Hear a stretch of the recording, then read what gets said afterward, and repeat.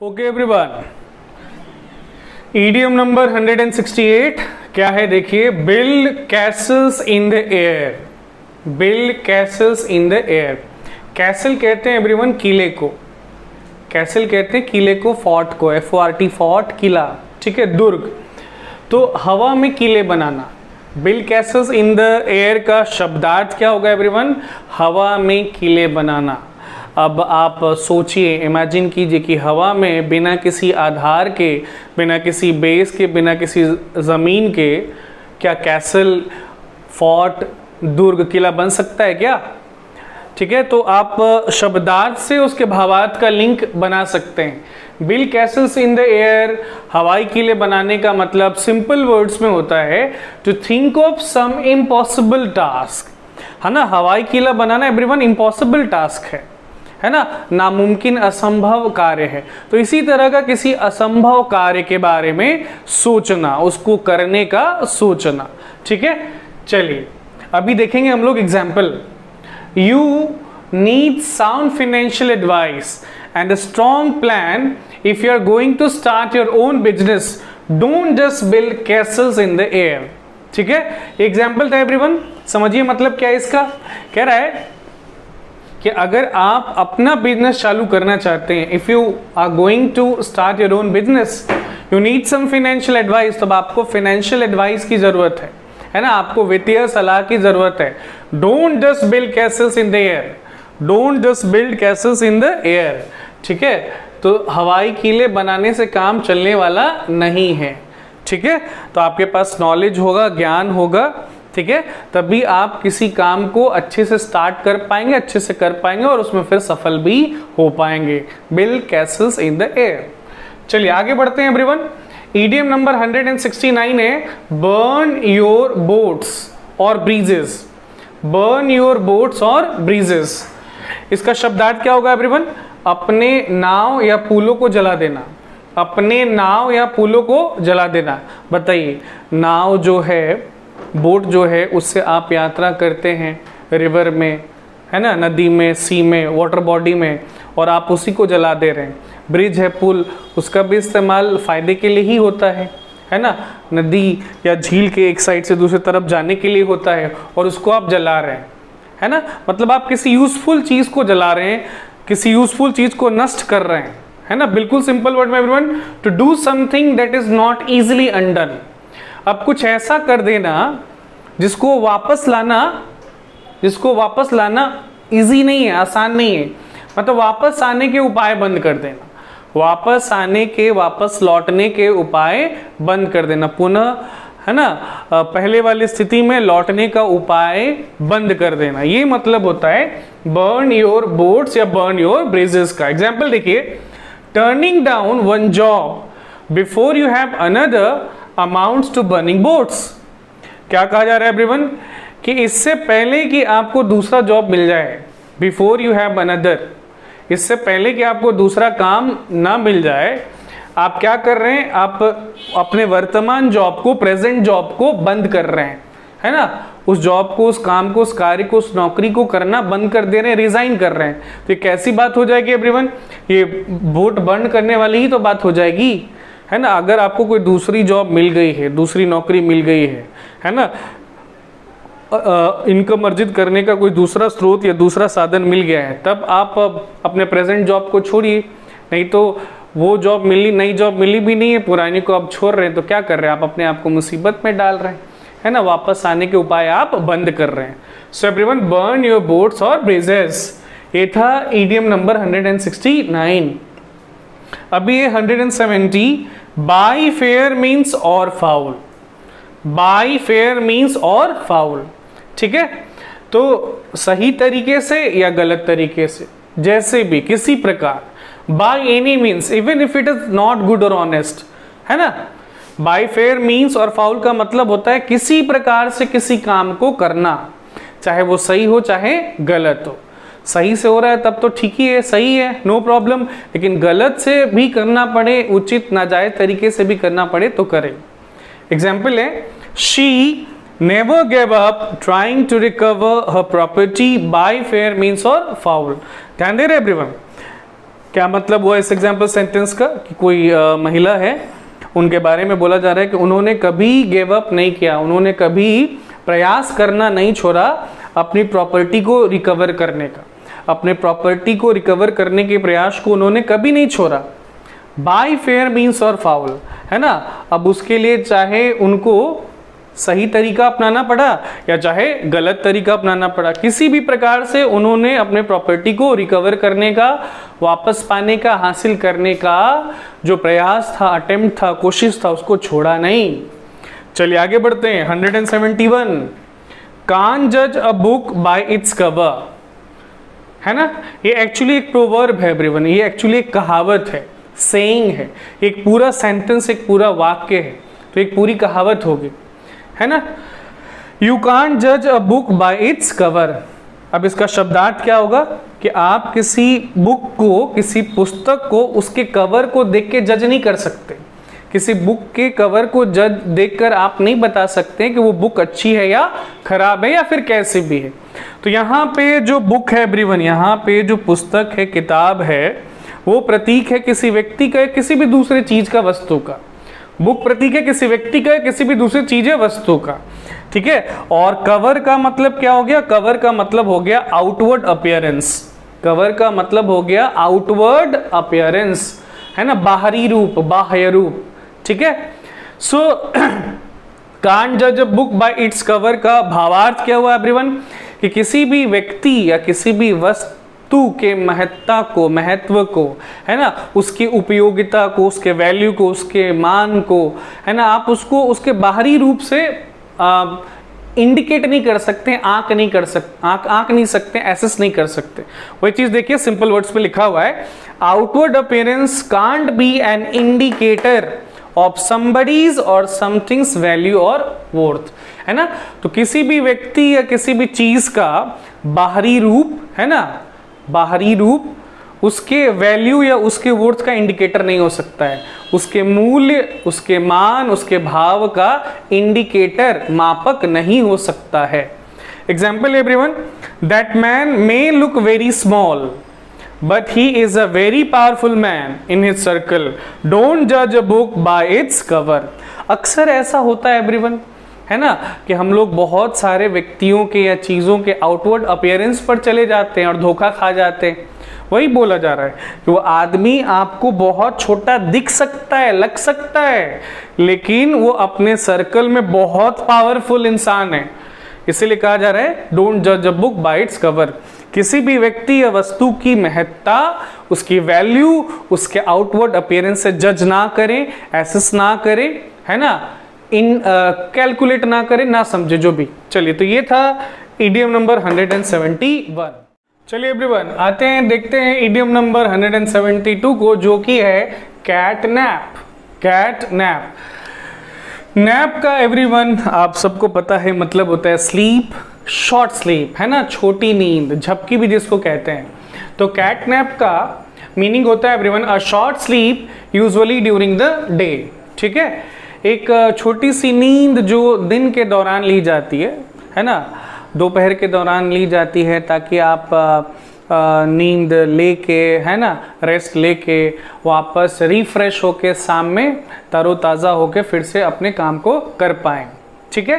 Cat nap example everyone, since I am on a vacation I take a cat nap every day.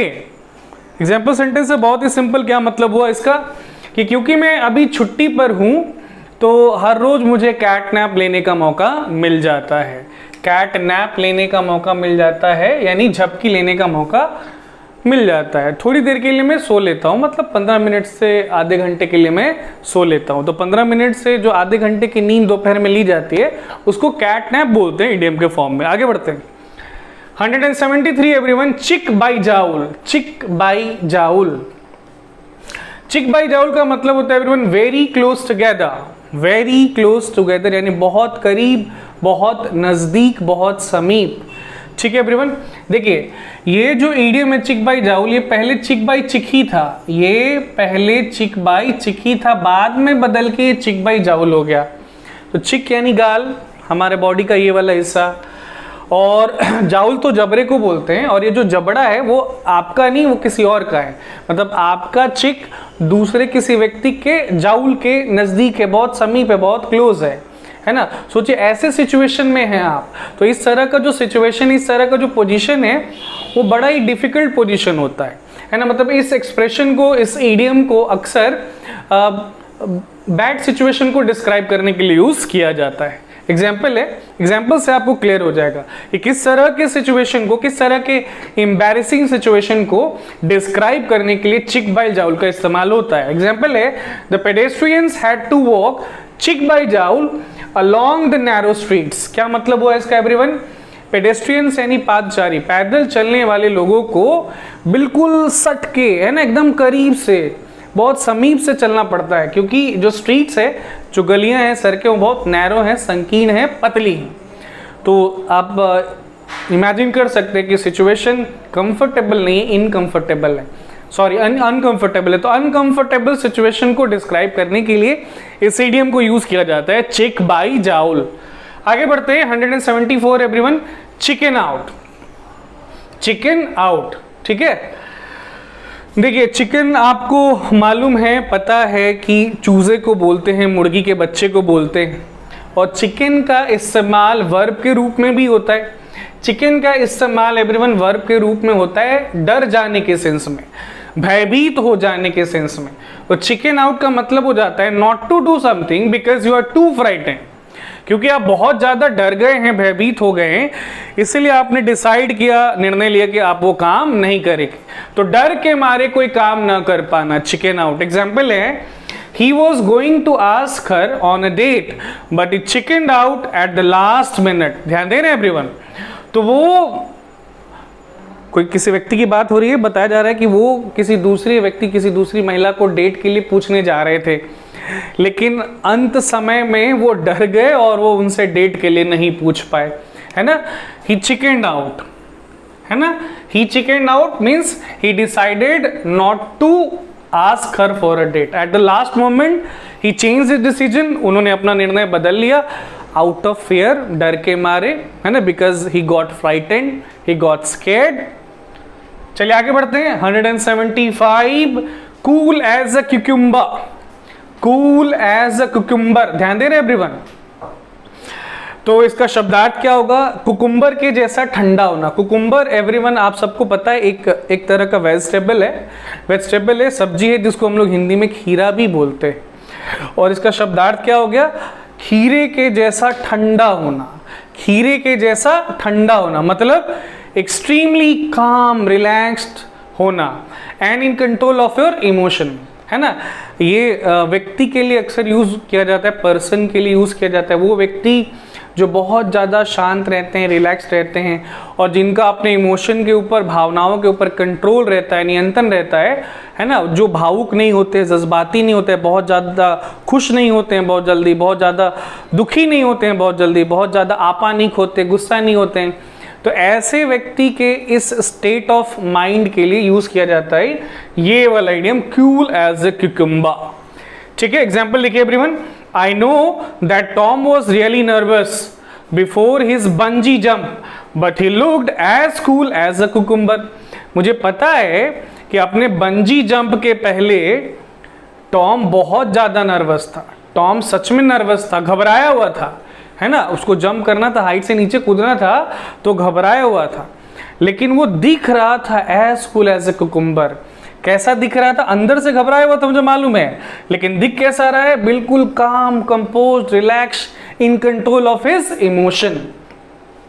अब देखिए everyone, अब इस idiom के बनने के पीछे की कहानी क्या है आपको पता है? ये क्यूकम्बर जो वेजिटेबल है, आप उसको फ्रूट भी कह सकते हैं। ये जो वेजिटेबल है, ये जो फूड आइटम है, ये गर्मियों के दिनों में भी, गर्मी के मौसम में भी, है ना, कुकुम्बर का जो इनसाइड पार्ट होता है, उसकी जो अंदरूनी भाग होती है, वो बाहर वाले पार्ट से, बाहर वाले जगह से 20 डिग्री तक कूल होता है, 20 डिग्री तक ठंडा रहता है।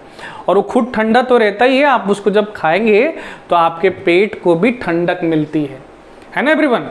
तो as cool as a cucumber मतलब extremely calm, relax and in control of your emotions.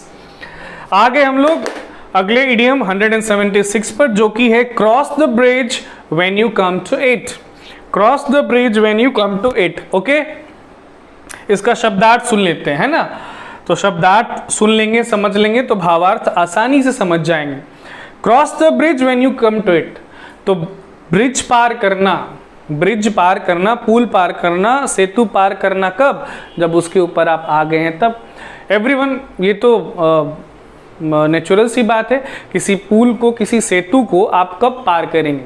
जब आप वहां पहुंचेंगे तभी ना। फिजिकली जब कब पार कर पाएंगे? जब आप वहां पहुंचेंगे।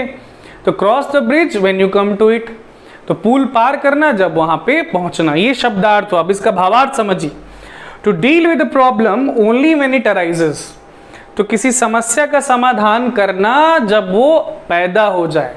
मतलब यहाँ पे ये जो पुल है, ये जो ब्रिज है एवरीवन, ये प्रतीक है प्रॉब्लम का, और आना मतलब वही समस्या का आना। तो समस्या को तब सुलझाना चालू करना जब वो आ चुकी। ठीक है एवरीवन, ये बात अक्सर उन लोगों को बोला जाता है जो समस्या के आने के पहले ही उस समस्या से चिंतित हो जाते हैं, है ना, डर जाते हैं, घबरा जाते हैं। ठीक है, कह रहे पता नहीं वैसा होगा तो क्या होगा, तो उनको समझाने के लिए ये वाली बात बोली जाती है कि जब समस्या आएगी तब देखा जाएगा उसको कैसे सुलझाना है। जब मुसीबत आएगी तब देखा जाएगा, अभी से ही उसको लेकर चिंता नहीं करना है। एग्जाम्पल है, it seems that there may be too many people to fit in the hall, but we will cross the bridge when we came to it। समझिए पूरे सेंटेंस का मतलब क्या हुआ। मतलब पूरे सेंटेंस का ऐसा लगता है कि हॉल में फिट होने से ज़्यादा लोग आ जाएंगे। हॉल की जितनी कैपेसिटी है, मुझे लग रहा है कि लोग ज़्यादा आ जाने वाले हैं। चलो फिर भी जब ज़्यादा लोग आएंगे तब देखा जाएगा। अभी आए तो नहीं है ना, जब आ जाएंगे तब देखा जाएगा कि जो एक्स्ट्रा लोग हैं, जो फालतू लोग हैं, उनको कहाँ एकोमोडेट किया जाए। ठीक है एवरीवन, सो देखा आपने यूज हुआ इसमें cross the bridge when we come to it. ये था इडियम नंबर 176। इडियम नंबर 176 है everyone, cut corners. Cut corners क्या मतलब होता है इसका? थोड़ा ध्यान दीजिएगा। Economize on time, money, materials और efforts perhaps unwisely. Economize, economize मतलब कम कर देना। इकोनोमाइज मतलब कम कर देना, किफायती हो जाना। क्या कम कर देना भाई? समय, पैसा, है ना, कोई मटेरियल, कोई पदार्थ, कोई वस्तु, कोई सामान या प्रयास, इनमें से कोई भी चीज कम कर देना। और शायद अनवाइजली, शायद बेवकूफ़ी से कम कर देना, ये मतलब होता है कट कॉर्नर्स का। कट कॉर्नर्स का मतलब कम कर देना, समय, पैसा, प्रयास या कोई पदार्थ, है ना, बेवकूफ़ी में कम कर देना। एग्जाम्पल देखिए, it is certainly not a sensible move to cut corners with national security. समझ रहे हैं, सुन रहे हैं? अब इस एग्जाम्पल से बेस्ट समझ में आएगा आपको स्टेडियम का मतलब। क्या कहा जा रहा है कि ये बेशक एक सेंसिबल मूव नहीं है, ये बेशक एक समझदारी भरा चाल नहीं है, समझदारी भरा कदम नहीं है, समझदारी भरा एक्शन नहीं है कि नेशनल सिक्योरिटी, राष्ट्रीय सुरक्षा में आप क्या कर रहे हैं? सेंध लगा रहे हैं, कट कॉर्नर्स कर रहे हैं, कमी कर रहे हैं। तो नेशनल सिक्योरिटी में कमी लाना बेशक, सर्टेनली, डेफिनेटली एक सेंसिबल मूव नहीं है। ठीक है, समझ में आया एवरीवन आपको मीनिंग और एग्जाम्पल दोनों? अब सुनिए उसके बनने के पीछे की कहानी, स्टोरी। देखिए ये जो इडियम है एवरीवन, ये ड्राइविंग से रिलेटेड है। ड्राइविंग, है ना, ड्राइविंग मतलब कार ड्राइविंग, कार चलाना या कोई और व्हीकल, उस तरह का कोई और मोटर व्हीकल चलाना। ठीक है, तो आप ड्राइव कर रहे हैं, आप सड़क पे हैं, और सड़क पे कभी कभी ऐसा होता है एवरीवन, अचानक से ना एक शार्प टर्न आ जाता है। शार्प टर्न आ जाता है जहाँ पे अचानक से आपको गाड़ी घुमाना पड़ता है। तो अगर आप बहुत स्पीड में है, गति है, रफ्तार है आपके गाड़ी में, वाहन में, तो आपको तो बहुत जल्दी से अपनी गाड़ी को मोड़ना होगा, वरना एक्सीडेंट हो जाएगा, कॉलिजन हो जाएगा, टक्कर हो जाएगा। लेकिन अगर आपकी गाड़ी लिमिटेड स्पीड में है, कंट्रोल्ड स्पीड में है, तो आप पूरा कॉर्नर्स तक जाके वहाँ से मोड़ के ईजिली आ सकते हैं, है ना। तो कभी कभी आदमी क्या करता है, ड्राइवर क्या करते हैं, समय बचाने के लिए वो पूरा कॉर्नर्स के पास नहीं जाते हैं, है ना, पूरा कॉर्नर के पास जाकर गाड़ी धीमा करके मोड़ते नहीं अपनी गाड़ी को, है ना, वही जहां से है, जहां से टर्न आया वहीं से सोचते कि अभी अपनी गाड़ी मोड़ ले। तो कॉर्नर्स कट करना एवरीवन हर बार इनफैक्ट अक्सर बेनिफिशियल नहीं होता है, हार्मफुल हो सकता है, इंजूरियस हो सकता है, डेंजरस हो सकता है। ठीक है, कट कॉर्नर्स समझ गए ना, यानी economize on time, money, materials और एफर्ट्स परहैप्स अनवाइजली। आगे बढ़ते हैं 177, cut no ice with, cut no ice with somebody और something, cut no ice with somebody और समथिंग। इसका मतलब होता है सिंपल वर्ड्स में to have no influence, to have no influence मतलब कोई प्रभाव नहीं होना, कोई असर नहीं होना, प्रभावहीन हो जाना, बेअसर हो जाना। ठीक है, एग्जाम्पल देखिए, her father's position cuts no ice with me. तो उसके पिताजी का जो पोजीशन है, जो पोस्ट है, जो पद है, पदवी है, जो स्टेटस है, उससे मुझे कोई फर्क नहीं पड़ता है, उसका मेरे ऊपर कोई असर, कोई प्रभाव नहीं पड़ता है। तो कट नो आइस विथ का मतलब समझ रहे हैं ना, टू हैव नो इन्फ्लुएंस, है ना। अब इसी सेंटेंस को सिंपल वर्ड्स में आप लिख सकते हैं, बोल सकते हैं, her father's position has no influence on me, है ना। तो उसके पिता के पोजीशन का, पद का मेरे ऊपर कोई प्रभाव नहीं, कोई असर नहीं है। वो होंगे, है ना, अपने डिपार्टमेंट में, अपने फील्ड में, अपने एरिया में, अपने ऑफिस में जो होंगे सो होंगे, लेकिन उसका मेरे ऊपर कोई असर नहीं है। ठीक है एवरीवन, चलिए अब सुनिए उसके बनने के पीछे की कहानी, कट नो आइस विथ। तो ये जो इडियम है ये आता है आइस स्केटिंग वर्ड से। आपको पता होगा आइस स्केटिंग एक तरह का क्या है एक तरह का स्पोर्ट है, एक तरह का खेल है ना, जहाँ पर बर्फीले जगह पर जहाँ बर्फ होते हैं वहाँ पे जो प्लेयर होते हैं, खिलाड़ी होते हैं, अपने पैरों में स्केट बांध के स्केट्स बांध के उसके ऊपर स्केट करते हैं, है ना, फिसलते हैं, एक जगह से दूसरी जगह जाते हैं। यही गेम होता है, यही स्पोर्ट होता है। तो एवरीवन, उनका जो स्केट है जो वो पैरों में बांधते हैं वो शार्प होना चाहिए, तभी बर्फ कटेगा, है ना। बर्फ कटेगा मतलब वो एक जगह से दूसरी जगह फिसल के ही, ससर के ही एक जगह से दूसरी जगह स्पीड में जा पाएंगे, गति में जा पाएंगे। अगर स्केट ब्लंट होता है, बोथर होता है, तो वो बर्फ को काटेगा नहीं, है ना एवरीवन। तो मतलब बर्फ को काटा जा रहा है मतलब बर्फ पे असर हो रहा है ना। बर्फ को काटा जा रहा है मतलब बर्फ पर असर हो रहा है, बर्फ को नहीं काटा जा रहा है मतलब बर्फ पर असर नहीं हो रहा है ना। असर हो रहा है मतलब कोई चीज असरदार है, प्रभावशाली है ना। असर नहीं हो रहा है इसका मतलब वो प्रभावहीन है ना, उसका असर नहीं हो रहा है। चलिए आगे बढ़ रहे हैं 178 everyone, cut the Gordian knot sorry cut the Gordian knot. Cut the Gordian knot का मतलब होता है to solve a very challenging problem, to solve a very challenging problem.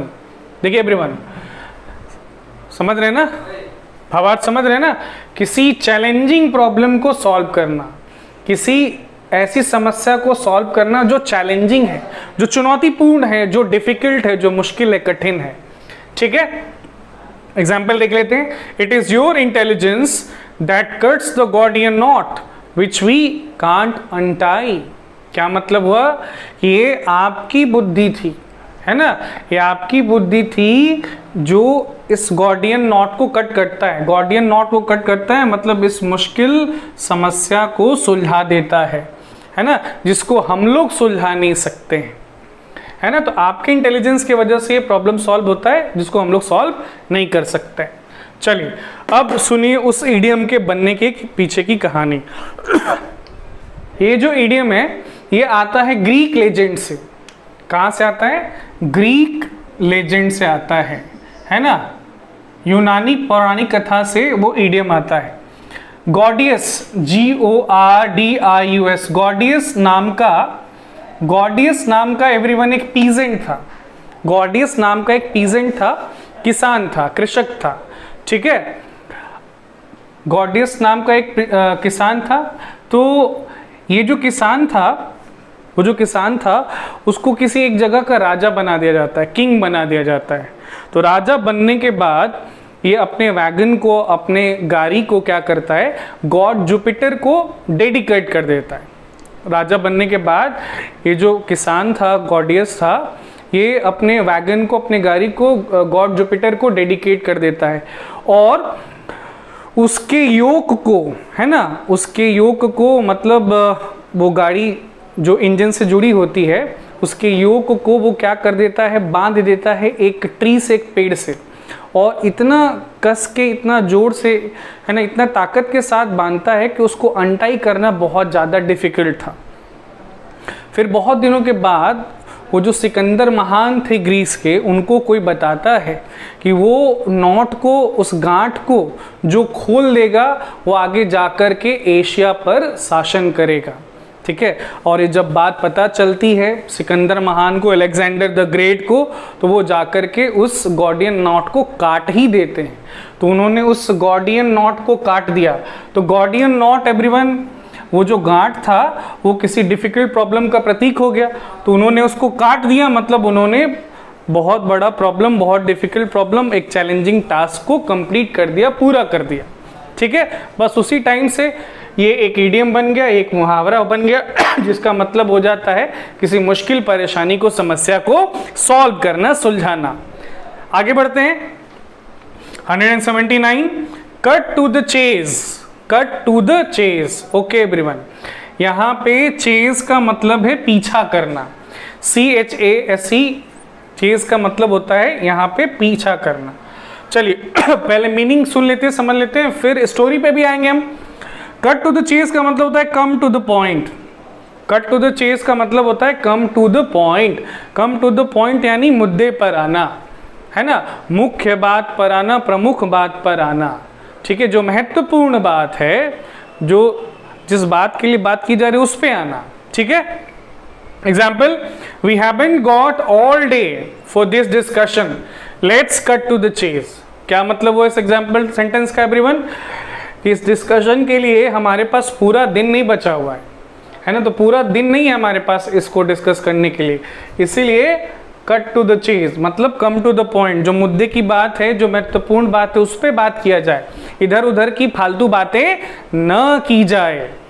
ठीक है everyone, let's cut to the chase यानी let's come to the point, let's talk the important matter, important point, important things, not trivial things, not unimportant things, not insignificant things. Okay, अब सुनिए इसके बनने के पीछे की कहानी। देखिए एवरीवन, ये जो इडियम है ये आया है यूएस फिल्म इंडस्ट्री से, यूएस फिल्म इंडस्ट्री से वो इडियम आया है। बात है कब की? 20th सेंचुरी की बात है, बात है 1920s की बात है एवरीवन। उस समय अमेरिका में जो फिल्में बनती थी, साइलेंट मूवीज जो बनते थे उस समय तो साइलेंट मूवीज ही बन रहे थे, है ना। उस समय जो साइलेंट मूवीज बनते थे तो अधिकतर मूवीज में ना चेज सीन होता था, है ना, चेज सीन होता था, मतलब हीरो है या विलन है एक दूसरे का पीछा कर रहे हैं, कार चेजिंग वाला सीन होता था। और वो जो सीन था वो उस समय स्पेक्टेटर्स को, ऑडियंस को, व्यूअर्स को बहुत ज़्यादा एक्साइटिंग लगती थी, तो ये वाला सीन वो हमेशा देखना चाहते थे। तो डायरेक्टर्स को अगर कभी लगता था उनके मूवीज़ के बारे में कि उनकी मूवी से, उन मूवी के किसी और सीन से अगर लोग बोर हो रहे हैं, स्पेक्टेटर बोर हो रहे हैं, तो वो क्या करते थे, सीधा चेजिंग सीन ही दिखाने लग जाते थे, और वो चेजिंग सीन एक्साइटिंग लगता था दर्शकों को। इस तरह से लोग फिल्में देखते थे और डायरेक्टर्स का काम बन जाता था। तो cut to the chase, come to the point, chase वाला सीन दिखाइए, मतलब सीधे वो दिखाइए जो हम देखना चाहते हैं। समझ रहे एवरीवन? तो कट टू द चेज यानी कम टू द पॉइंट। आगे बढ़ते हैं 180, डोंकीज ईयर्स। डोंकीज ईयर्स, अब इसका शब्दार्थ क्या होगा? खच्चर के साल। ये जो ईयर्स है ना एवरीवन, ये जो ईयर्स है ना, एक्चुअली ये वाला ईयर्स था, EARS, ईयर्स कान वाला ईयर्स था ओरिजिनली। कंफ्यूज होकर लोग इस ईयर्स के बदले उस ईयर्स को यूज करने लग गए। अब आपको तो मालूम है कि खच्चर के जो कान होते हैं वो लंबे होते हैं, है ना, और उनका जो लंबा कान होता है उनका जो लंबा कान होता है वो प्रतीक होता है कि वो लंबा जीते हैं, है ना, वो लंबा जीते हैं, वो ज़्यादा दिन तक जीते हैं। तो बस क्योंकि वो ज़्यादा दिन तक जी रहे थे उसको समय से जोड़ दिया गया और इस ईयर्स के बदले इस ईयर्स को यूज़ किया जाने लग गया। तो डोंकीज ईयर्स का मतलब होता है अ लॉन्ग टाइम, लंबा समय, है ना, लंबी अवधि। I haven't been ice skating in the donkey's years, है ना, I haven't been ice skating in the donkey's years. क्या मतलब हुआ एवरीवन कि मैंने आइस स्केटिंग नहीं किया है, लंबे समय से नहीं किया है ना। I haven't been ice skating for a long time, लंबे समय से मैंने आइस स्केटिंग नहीं किया है। चलिए अगला इडियम है 181, don't count your chickens before they hatch. ये एक तरह का प्रोवर्ब है, कहावत है, सही है, पूरा का पूरा सेंटेंस है, सब्जेक्ट है, वर्ब इसमें, है ना।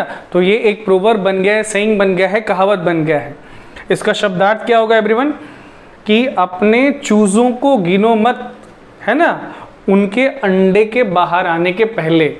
तो अंडे से बाहर आने के पहले चूजों को मत गिनो, ये शब्दार्थ हुआ। इसका भावार्थ क्या होता है? Don't assume to have everything you want until you have them. ठीक है एवरीवन, मतलब जब तक जो चीज आपको चाहिए वो आपके पास आ नहीं जाती, है ना, कोई चीज है जिसके लिए आप कामना कर रहे हैं, इच्छा कर रहे हैं, मेहनत किया है आपने, है ना, परिश्रम किया है, तो जब तक वो आपके पास आ नहीं जाती है, ठीक है, तब तक एज्यूम ना करें कि उतनी संख्या में, उतनी मात्रा में वो आपके पास आने वाली है। जब फाइनली आ जाए तभी आपको विश्वास होना चाहिए कि वो चीज उतनी संख्या या उतनी मात्रा में आपके पास आई है ना। मतलब प्रॉफिट्स जो होता है, फायदा जो होता है, मुनाफा जो होता है, उसको पहले से एंटिसिपेट आप ना करें भावना में बह के, ये मतलब हुआ इस प्रोवर्ब का। ठीक है, इसका एग्जाम्पल और इसका ओरिजिन देखते हैं। चलिए एवरीवन एग्जाम्पल देख लेते हैं। Why not wait till you get the confirmation? Aren't you counting your chickens before they have hatched? ये है example sentence, count your chickens, don't count your chickens before they have hatched का। समझ पा रहे हैं ना पूरे एग्जाम्पल सेंटेंस का मतलब?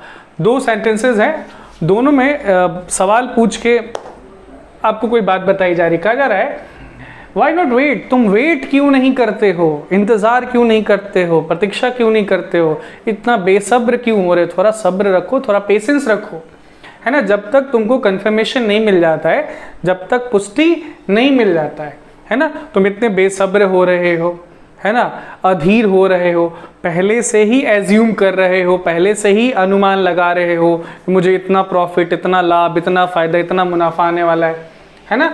सो वही देखिए एवरीवन, सेकंड सेंटेंस में वो प्रोवर्ब पूरा यूज हो गया यहाँ पर इस एग्जाम्पल में। चलो आगे बढ़ते हैं। 193 है, don't put all your eggs in one basket. इसका शब्दार्थ क्या हुआ कि अपने सारे अंडों को एक ही टोकरी में मत रखो। अब ये जो अंडे हैं एवरीवन, ये प्रतीक हैं एफर्ट्स के, है ना। ये जो अंडे हैं, ये जो एग्स हैं, ये प्रतीक हैं, ये सिंबल हैं एफर्ट्स के, प्रयास के, ठीक है। और ये जो बास्केट है, ये प्रतीक है किसी वर्क का, किसी काम का, किसी कार्य का। तो इसका भावार्थ क्या बन जाता है? Don't concentrate all efforts into one area. मतलब अपने सारे एफर्ट्स को, अपने सारे ताकत, शक्ति, ऊर्जा, जोश को किसी एक ही एरिया में ना लगाओ। ठीक है, देखिए एग्जाम्पल, समझ में आएगा पूरा मीनिंग आपको। You had better acquire a new skill, don't put all your eggs in one basket. ठीक है एवरीवन, बोला जा रहा है कि बेहतर होता कि आप कोई नया स्किल अक्वायर करने में भी एफर्ट लगाते, है ना, कोई नया स्किल, कोई नया कौशल अर्जित करने में भी आप एफर्ट लगाते, है ना। अपने सारे एफर्ट्स को, अपने सारे प्रयासों को, ऊर्जा को, जोश को, है ना, उत्साह को एक ही जगह मत लगाइए, है ना, अब अलग अलग जगह पे लगाइए।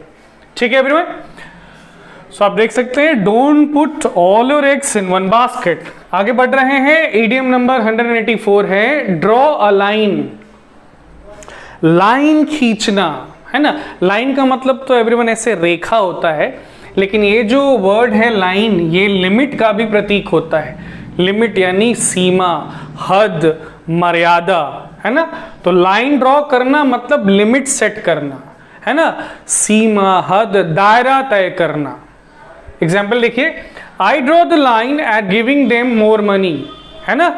तो आई ड्रॉ द लाइन मतलब मैंने एक लिमिट सेट कर दिया है, मैंने एक हद, मैंने एक दायरा, मैंने एक मर्यादा तय कर दी है कि इससे ज्यादा पैसे मैं उनको देने वाला नहीं हूं। सो ड्रॉ अ लाइन मतलब टू सेट द लिमिट, हद, सीमा, दायरा, मर्यादा तय करना, फिक्स करना, निश्चित करना। आगे बढ़ते हैं 185 everyone, drive home, drive home, ठीक है एवरीवन। चलिए समझते इसका शब्दार्थ क्या है। तो emphasize an important point about something to somebody. Drive home का मतलब होता है एवरीवन किसी महत्वपूर्ण बिंदु को, है ना, जोर देकर किसी दूसरे व्यक्ति को समझाना, किसी एक महत्वपूर्ण बात को, है ना, जोर देकर, उस पे बल देकर किसी व्यक्ति को समझाना, ड्राइव होम। एग्जाम्पल देखिए, we must drive home to him where the difficulties lie. हमें उनको समझाना चाहिए, है ना।